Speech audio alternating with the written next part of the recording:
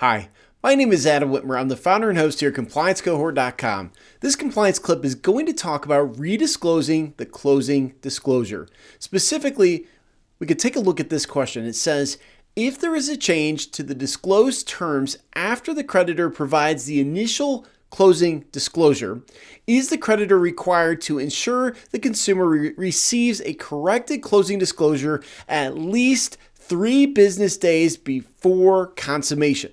So we understand that the closing disclosure has to be provided 3 business days before closing, but if we have something that changes, do we have to give a new closing disclosure 3 business days before we can close, pushing back our closing date?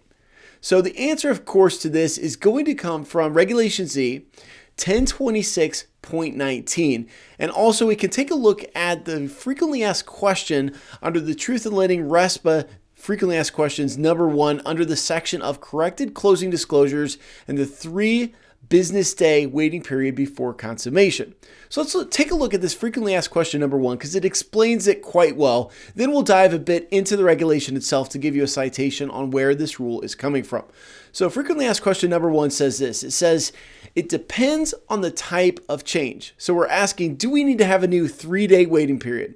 Well, the answer is it depends on the type of change. As discussed below, so that's in the frequently asked question, it says there are 3 types of changes that require a creditor to ensure that the consumer receives a corrected closing disclosure at least 3 business days before consummation. For other types of changes, a creditor is not required to ensure that the consumer receives a corrected closing disclosure at least 3 business days before consummation, but is required to ensure that the consumer receives a corrected closing disclosure at or before consummation.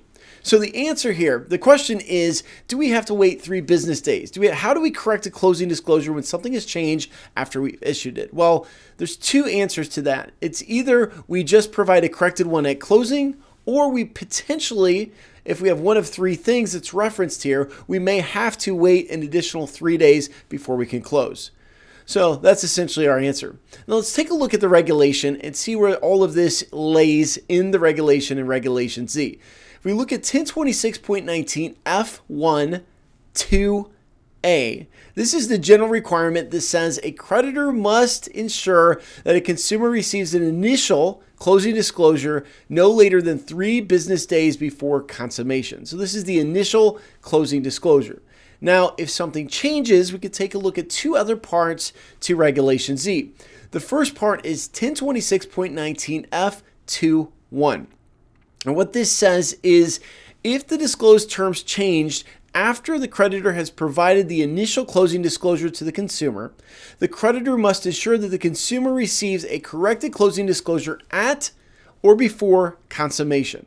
So for most changes, you could just provide an updated closing disclosure at the time of closing. That's what this is saying. However, as our frequently asked question number 1 said, there are 3 things that do trigger a new 3-day waiting period.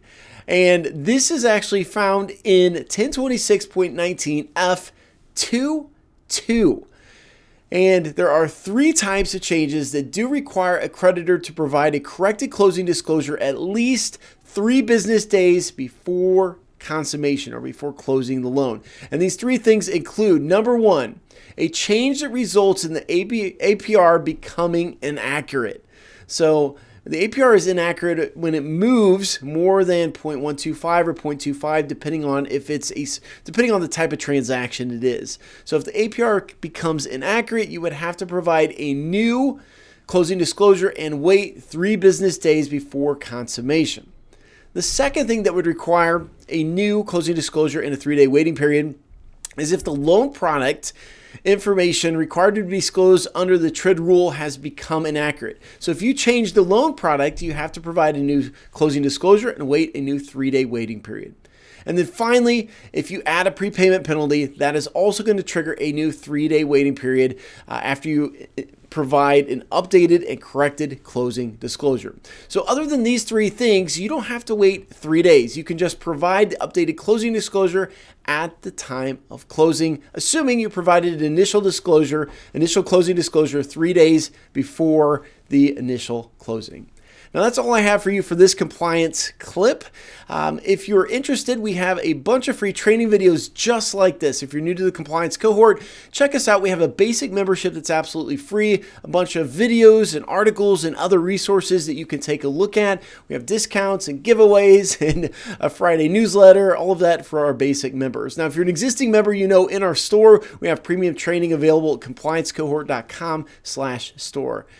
Now, that's all I have for you. So thank you for watching to the end. You're the reason we do what we do, and we hope you have a compliance-filled day. Thanks so much.